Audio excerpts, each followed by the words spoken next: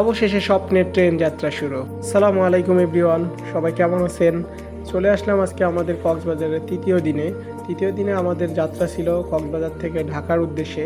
তাই এদিনকে সকাল থেকেই গুঁড়ি গুঁড়ি বৃষ্টি হচ্ছিল এবং বৃষ্টির মধ্যেই আমরা গাড়ি নিয়ে চলে আসলাম কক্সবাজার রেলওয়ে স্টেশনে, কারণ আমাদের গন্তব্য ছিল কক্সবাজার রেল স্টেশন থেকে রেলে করে আমরা ঢাকা পৌঁছাবো। এবং সেই উদ্দেশ্যে আমরা খুব সকাল 10টার দিকে আমাদের হোটেল থেকে বের হয়ে আমরা রওনা দিলাম কক্সবাজার রেলওয়ে স্টেশনের দিকে।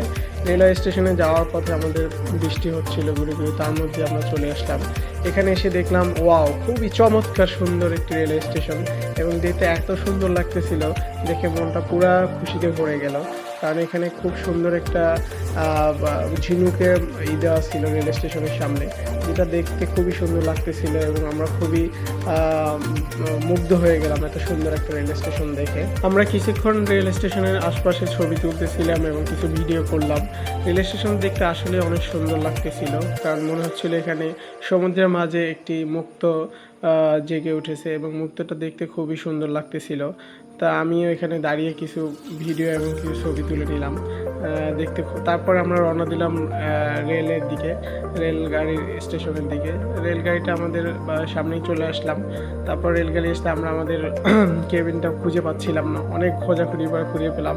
তারপর আমি একটু পোজ নিলাম রেলে ওঠার সময় এবং দেখতে আমাকে খুব ভালোই লাগতেছিল। এখানে রেলের ইসের ভিতরে ঢোকার পরে সিটগুলো দেখে আমার খুবই ভালো লাগলো, কারণ এখানে সিটগুলো মোটামুটি বাসের সিটের মতোই ছিল, অনেকটা হেলানো এবং যতটা খারাপ ভেবেছিলাম ততটা খারাপ না। এবং এখানে 695 টাকায় আপনি খুবই সুন্দর সার্ভিস দিয়েছিল তারা। রেলের দিকে আমরা অনেক খোঁজাখুঁজির পরে আমাদের সিট পেয়ে গেলাম। আমি একটু বসে দেখলাম যে সিটগুলো আসলে কীরকম আছে, ভালো কিনা। দেখলাম না, অনেকটাই ভালো এবং খুব গোছালো সিট, তা আমার খুব ভালো লাগলো। তারপর তাকেও সেখানে বসাই দিলাম সিটের উপরে। সেও দেখে খুব খুশি হলো যে না, সেও জীবনে প্রথম রেলে উঠলো, রেলে করে ঢাকা যাচ্ছে। তা আমরা দুজনেই খুব খুশি ছিলাম যে অনেক দিন পরে রেলে উঠতেছি।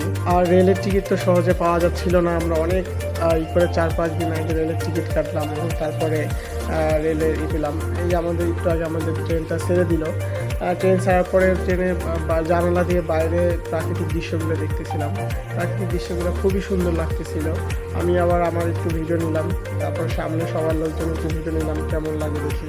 দেখলাম না, খুবই ভালো লাগতেছে এবং বাইরের পরিবেশটাও খুবই সুন্দর লাগতেছিল। বাইরের যে আবহাওয়াটা ছিল বা ট্রেনটা এত দ্রুত গতিতে চলতেছিল, মনে হচ্ছিল যে আমি বাতাসে ভেসে যাচ্ছি। এখানে একটা বাবু দেখা যাচ্ছিল, বাবুটা আমার দিকে তাকায় ছিল অনেকক্ষণ পর্যন্ত। তাই আমি ভাবলাম বাবুটা একটু ভিডিও করে নিই। বাবুটা খুবই সুন্দর ছিল, সো কিউট ছিল। বাবুটা বারবারই আমার দিকে তাকাচ্ছিল। মাশাআল্লাহ, বাবুটা চেহারাও সুন্দর। এখানে আমরা কর্ণফুলী ব্রিজ পার হচ্ছিলাম। কর্ণফুলী ব্রিজ পার হওয়ার পরে আমরা চলে আসলাম চট্টগ্রাম রেলওয়ে স্টেশনে। এখানে আমাদের ট্রেন 15 মিনিটের যাত্রা বিরতি করেছিল।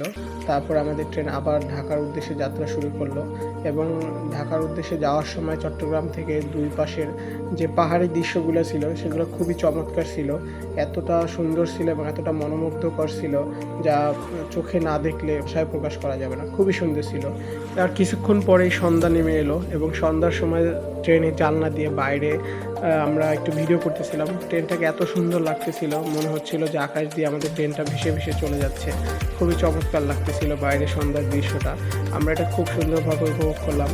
এর মধ্যে আমরা চলে আসলাম কমলাপুর রেলওয়ে স্টেশনে আমরা ট্রেন থেকে নেমে পড়লাম। ভিডিওটা ভালো লাগলে অবশ্যই শেয়ার সাবস্ক্রাইব করে দেবেন। ধন্যবাদ সবাইকে। আসসালামু আলাইকুম।